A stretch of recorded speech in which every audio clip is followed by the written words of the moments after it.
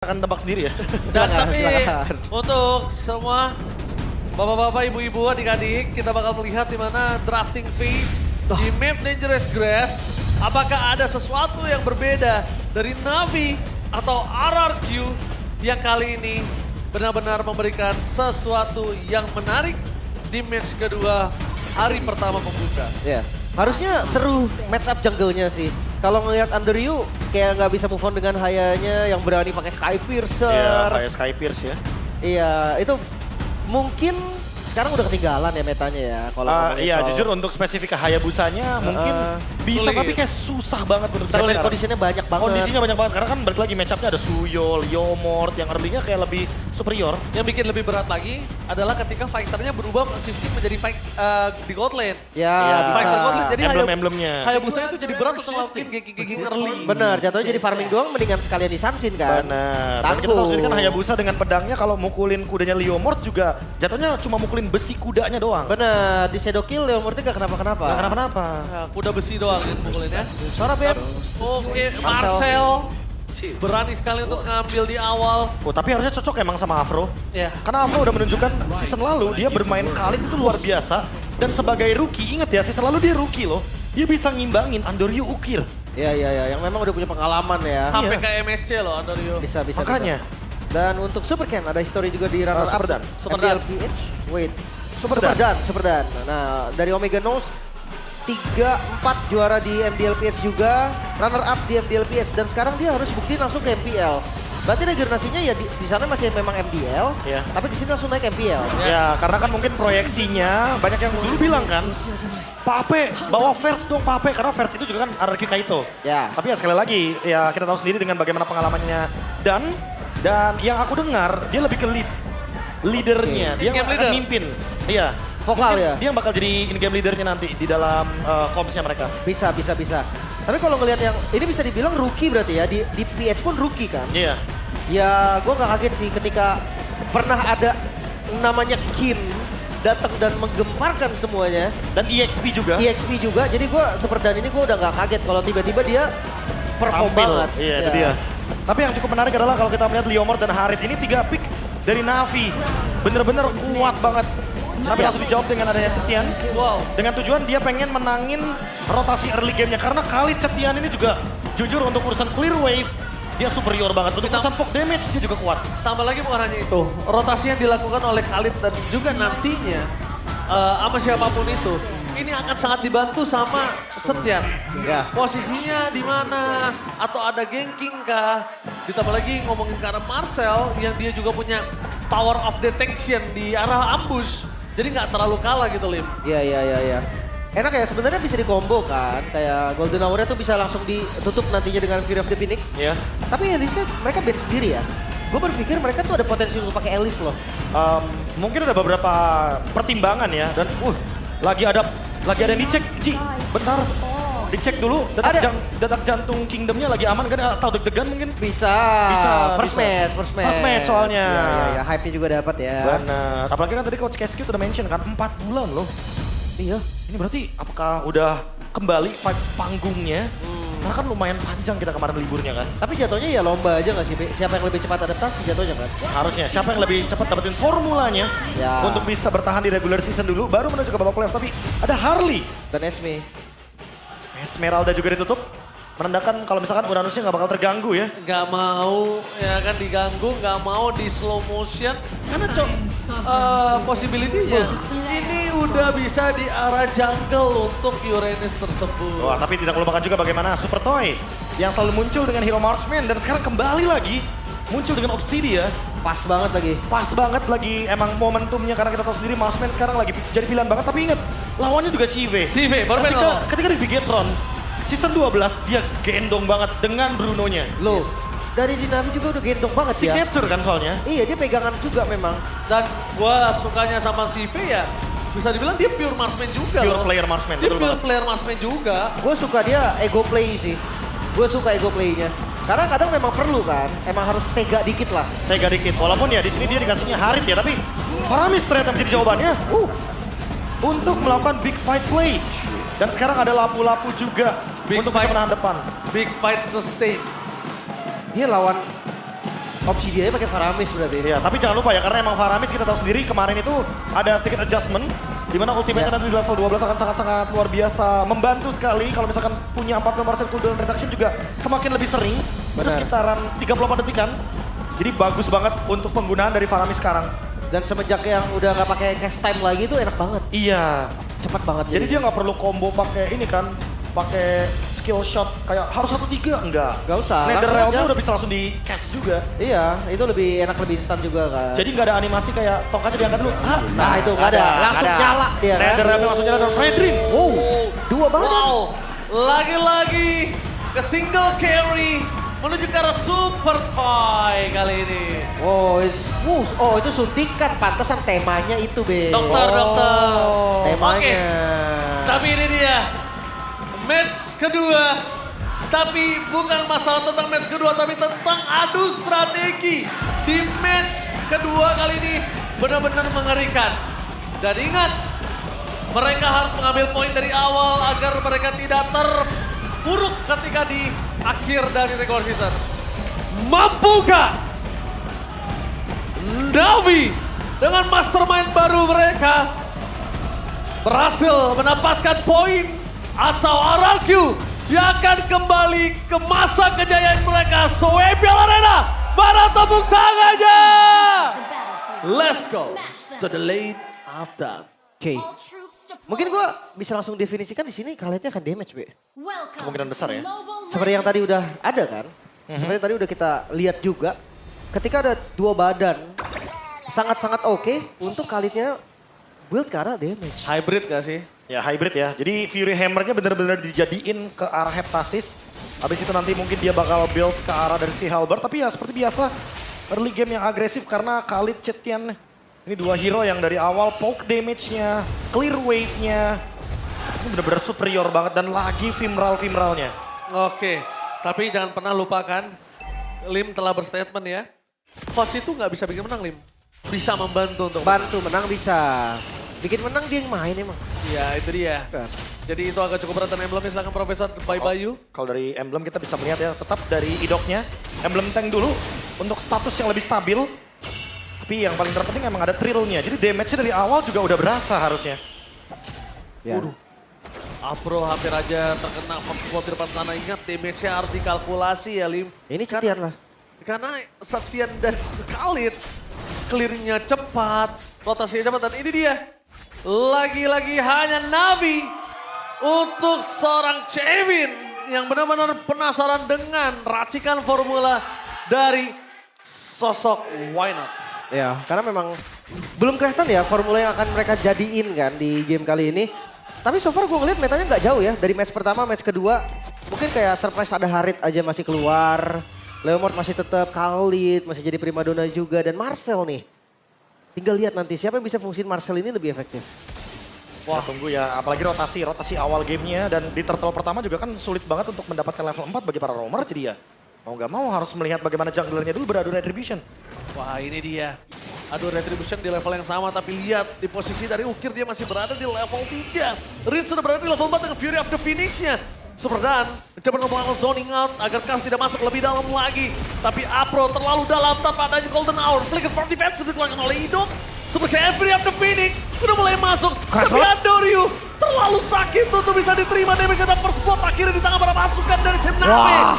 Di zoning out dengan para miss. Kali ini berhasil mendapatkan turtle yang pertama.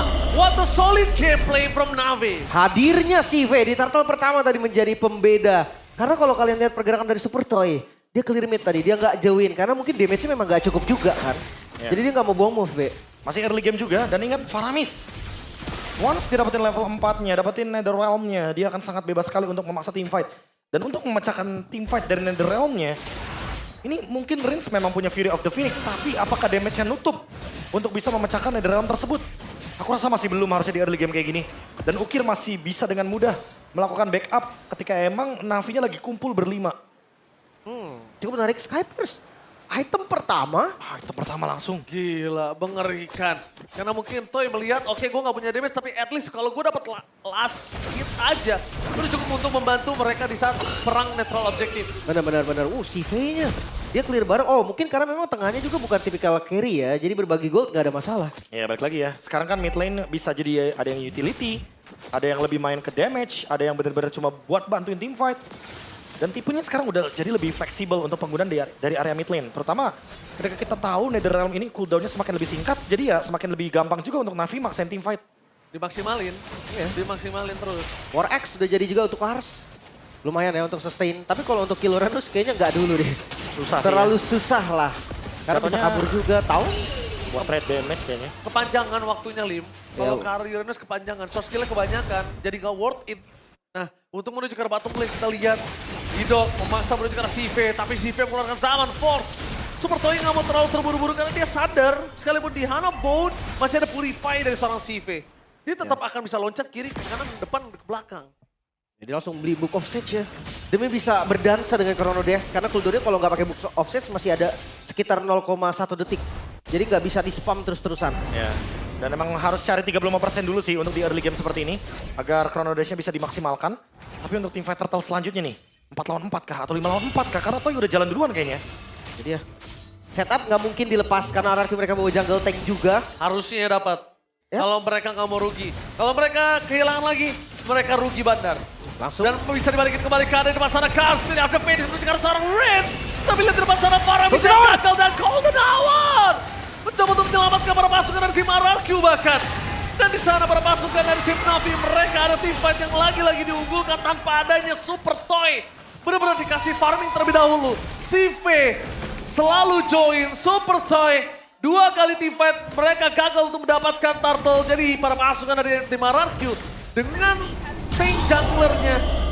Jujur early game sorry to say mereka tidak terlalu maksimal. Ya cukup terbilang gagal bahkan. Dan Sky Pierce di item pertamanya ini loh. Jadi tanda tanya lagi. Karena dia nggak bisa dapetin point kill juga. Mungkin untuk damage-nya sangat-sangat kurang kan. Ya. Jadi sayang. Berbeda sama Granger ya, conditionalnya. Karena kalau Granger kan dari awal emang udah spike duluan, mid game adalah tempat bermainnya, tapi untuk Obsidia dia sangat butuh waktu. Dan untuk kedua romer kita, Afro atau bahkan Idok, sama-sama bikin Thunderbelt. Ini mencoba untuk scaling. Tapi mungkin sekali lagi ya, kalau kita ngomongin Afro dengan adanya Marcel, jadi tinggal maksimalin klemernya aja. Dia tinggal maksimalin kameranya untuk bisa mengaktifkan Thunderbelt tersebut. Tinggal jalan, ditabung Thunderbeltnya. Late game, dia bakal punya tabungan yang sangat banyak dari Thunderbelt. Tapi ini bakal jadi battle scaling juga, Be. Kali itu juga sama kan? Sama. Dia bakal sama-sama keras banget nanti di akhir. Apalagi kalau build dari Idoknya kita belum tahu juga bisa jadi ke damage nantinya. Windtalker ternyata bukan Trinity. Oke. Dia pakai critical dari Toy. Wah. Kebuang lihat. sekudanya. Yes, tapi posisi saat ini satu purple buff dari Andoryu yang tercolong itu lumayan berimpact loh. Lihat di Castle Idok. Masih ada satu buah Regis Storm tapi sahabatnya. Para pasukan dari tim RRQ. Mereka nggak siap untuk melakukan cover terhadap sosok seorang Idok. Dan itu dia Golden Hour. Dibuka untuk mendapatkan satu batu red. Profesor KB telah berbicara di streamingnya. Golden Hour bukan hanya tentang untuk agresif, defensif, tapi juga bisa buat objektif. Iya, bukan semata-mata untuk combo juga kan, Be. Kayak Iya. gak ada projectile gak masalah. Benar banget. Bukan cuma sekedar kayak combo dengan hero-hero seperti Granger, bukan seperti itu. Tapi bisa nutup hero belakangnya juga. Yang mau backup contohnya tadi. Kalaupun tadi Na'Vi ternyata targetnya ke Toy itu juga bisa sebenarnya. Yes, tapi yang berat adalah posisi dari RRQ yang mereka cukup mengandalkan damage yang diberikan oleh Toy. Kita ngomongin Rins. Rins emang punya damage, tapi dia bukan tipikal burst seperti Parsha. Iya, dia nggak sebesar itu lah damage-nya, sebesar tidak itu. nggak sebulat itu. Dan Turtle yang terakhir, Bro, cooldown terhadap Golden Hour harusnya masih panjang. Apakah Perfect Turtle di tangan para pasukan dari tim Na'Vi? Standby di depan sana, Kars telah membuka dengan Brave Fighter, Regis setelah menutup dan Super K. Berhasil men-steal Perfect Turtle dari tim Na'Vi. Pressor pun tidak peduli. Team fight kembali terjadi di depan sana, langsung ada satu Kars. Menjaga damage yang diberikan dan bahkan Golden Hour. Menutup jalan dari sosok seorang Super K damage yang cukup. Tapi di balik itu semua, Super Toy belum memecahkan Sky Piercer-nya. wow, cukup disayangkan tadi Andoryu. Dia flicker dan ditarik langsung ke belakang, Hero Phoenix. Oh, oke, Super Ken masih mau lebih dengan Dare sekarang mau bahkan CV terlalu memaksakan. Dia melupakan dan Super Toy Flicker yang berhasil membuat dirinya mendapatkan 1 point kill walaupun harus tercecer, tapi dengan adanya Kars membalikan kembali. Looking for super kill dengan damage yang diberikan oleh Kars. Dan Andoryu cukup untuk menutup 2 combo mereka.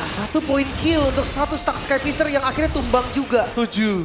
Rugi sih tadi karena flickernya kebuang juga, Be. Ya mau nggak mau ya, reset dari stack Skypierce juga menurun otomatis. Dia harus nabung lagi untuk Super Toy. Dengan adanya Skypierce yang dia pilih sebagai first item. Tapi Kars, dia Queen Swing sih. Dia bakal punya sustain lagi, durability lagi untuk teamfight besarnya. Tapi Shive, cukup terkejut aku melihat beberapa turtle dia aktif banget. Aktif. Dia hadir tapi di teamfight area mid lane harus jaga posisi hati-hati nih. Dia lupa B, ada glowing one. Ada glowing one. Dia lupa Lim, lihat absorb damage-nya nggak ada tadi. Mungkin ya sebenarnya terbiasa dengan Faramis ya. Jadi kadang pede banget tapi lihat turret jadi 7. Wow, Masih ke defense. Tapi lincah, si V ini harus diperhatikan sih bisa gue bilang. Oh kenceng dong. Kalkulasinya terhadap dia agresif di arah top lane aja itu udah cukup menunjukkan kalau tim fight besar, kalau sudut pandang matanya lepas dari si V, dia bersinar.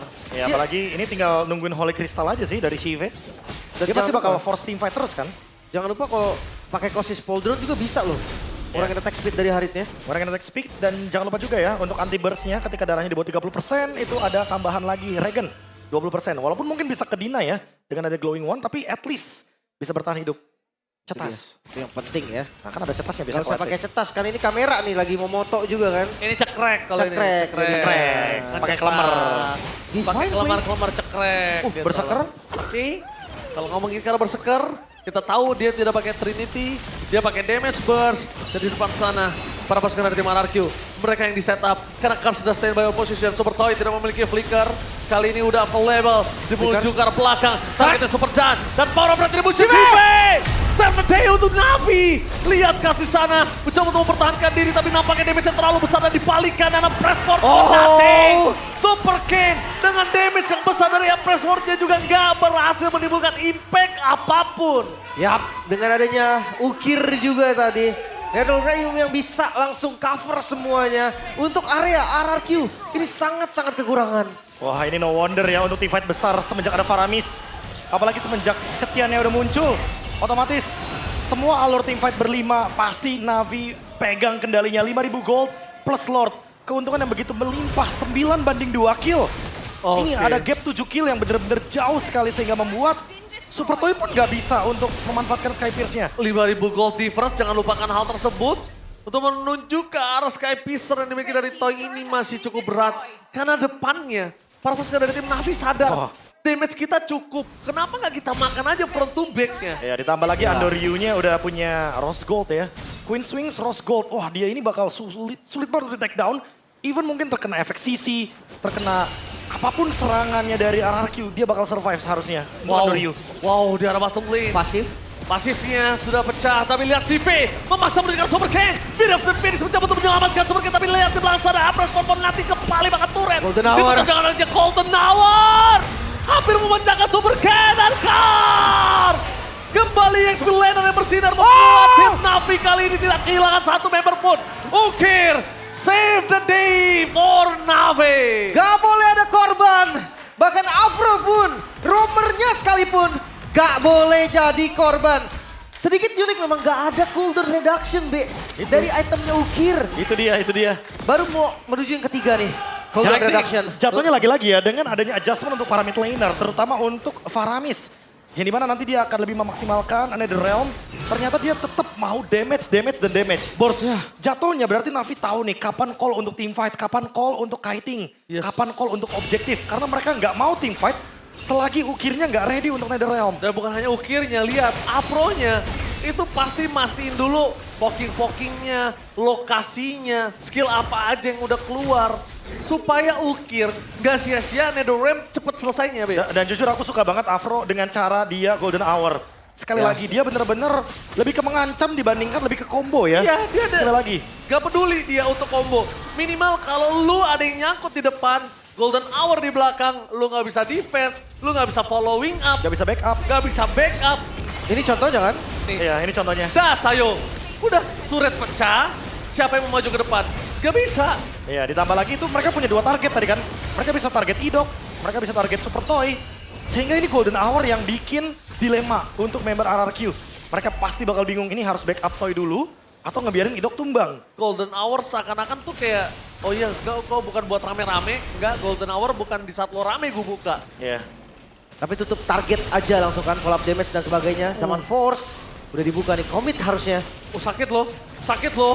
Ingat ada stun dari Apro, lihat. Apro nggak ngebuka dengan Golden Hour, dia tunggu, dia tutup. Oh, ditabrak. Sampai Raging Sester udah lihat sendirian Idoknya. Di depan bersama dengan Dan. Karena Golden Hour menutup para pasukan dari tim RRQ itu bisa masuk ke dalam lagi. Dan Kars bersama dengan Andoryu. Dua damage dealer, yang satu zone ingat, yang satu menjalankan tugas untuk mendapatkan lot. Dan akhirnya membuat Super Ken juga tenggelam. The one last man standing, Super Toy. Bukan marksman high ground seperti Beatrix. Dia akan coba ditutup, Apro! Membuat Super Toy kali ini mencoba untuk kabur. Melepaskan ikatan dari Hanaponnya. Oh no. Tapi RRQ, Oh no. kali ini mau coba dipaksa endgame. Di game yang pertama dengan Dead Ram, para pasukan dari tim Na'Vi. Membuat mastermind dari Why Not menunjukkan kualitas Formula Paramis. Game cepat yang terlihat 14 menit saja waktu yang dibutuhkan oleh Na'Vi untuk mendapatkan kemenangan pertama mereka dari game yang pertama. RRQ, mereka seperti gak punya jawaban sama sekali. Mereka coba objektif susah, mereka team fight 5 lawan 5 susah, dan sayang sekali Super Toy dia gak bisa ngedamage sama sekali. Wah ini jujur emang Super Toy berat banget di game ini. Banyak banget zone out-nya. Ada Leomord, ada Marcel, ada Lapu-Lapu, jangan lupa Kars. Lapu-lapu Kars dari tadi terlalu berani. Banyak banget yang nutup untuk lini belakangnya. Dan tadi contohnya udah kita lihat kan. Bagaimana team fight yang begitu annoying dipisahkan menjadi dua. Itu sih. Walaupun ada Viral the Phoenix, walaupun ada combo juga dari Idok, tapi ditutup lini belakangnya. Super Ken yang gak bisa backup jadinya. Dan itu yang ngebuat jadinya Super Ken dan Idok bisa dimakan duluan ketika tim fight besar. Apro sih gua. Apro. Menurut gue MVP kali ini Apro. Karena selalu bisa nutupin target-target mahal. Dan itu emang ya aku juga ngelihat oke, beberapa mungkin klipnya yang screenshot.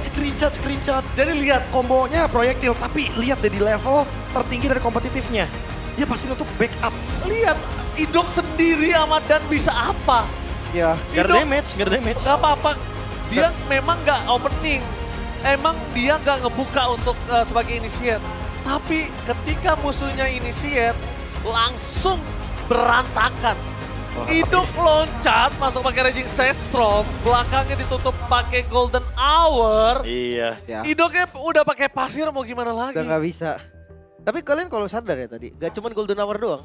Pas gak ada Golden Hour aja, itu tetap dia si Apro ini nempel. Muter-muter, Super Toy muter-muter. itu Super Toy kayak hidupnya Super Toy, itu Iya. selalu ada Apro di hidupnya. Dicari, pokoknya dicari. Supaya apa? Supaya minimal lu tuh ngedamage ke dia sama nggak jalan, Be. Bener. Cuma gitu. Hai. Karena kan Cuma aku ditempel-tempel doang. makanya aku bilang dari awal ya. Hai. Iya. Gitu doang. Dari awal tuh emang munculnya Marcel, ini tuh jadi alternatif dari Hilda. Ini jatuhnya kayak Hilda V2 yang upgrade-nya luar biasa. Hilda, Ada mini-stun. bedanya dia Hilda ini nggak ngedamage. Gak Versi ngedamage. nggak ngedamage Iya, aja. kalau Hilda yang satunya kan emang bakbuk ya kan. Tapi jujur di teamfight lebih impact ini. Parah. Team fight ya. Di teamfight. Bahkan kalau nggak team fight kayak tadi, dia zoning aja di belakang. Dia nggak punya Golden Hour, dia pakai badan dia untuk Nah. maju.